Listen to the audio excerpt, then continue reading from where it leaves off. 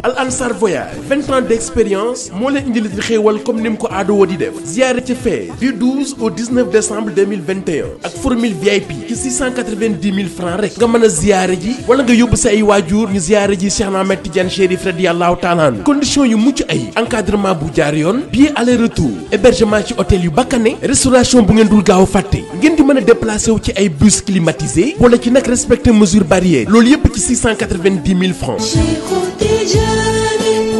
jaar Casablanca jaar Rabat daal di ziyaare Cheikh Sidi Arabi Ben Saïd daal di dem Fès nag ziyaare Cheikh Ahmed Tidiane Chérif radiyallahu taala anhu ci hôtel yu mucc ayib kon gaaw leen gaaw ndax le nombre de places est limité ngir am ci ay leeral woññi ci 77 635 75 80 wala ci numéro WhatsApp bi ci 77 388 07 07 77 635 75 80 wala ci numéro WhatsApp bi ci 77 388 07 07 kon information baa ngi noonu ànd ak Al Ansar Voyage ci 20 ans d'expérience ci seen ziyaare Fès du 12 au 19 décembre 2021 jaar Casablanca jaar Rabat daal di ziyaare Cheikh Sidi Arabi Ben Saïd dem Fès nag ziyaare Cheikh Ahmed Tidiane Chérif radiyallahu taala anhu mu war a doon tourisme religieux boo dootul fàtteeti ci sa àdduna avec une formule VIP ci 690 000 francs rek ku yéex doo ci mën a bokk ndax le nombre de places est limité.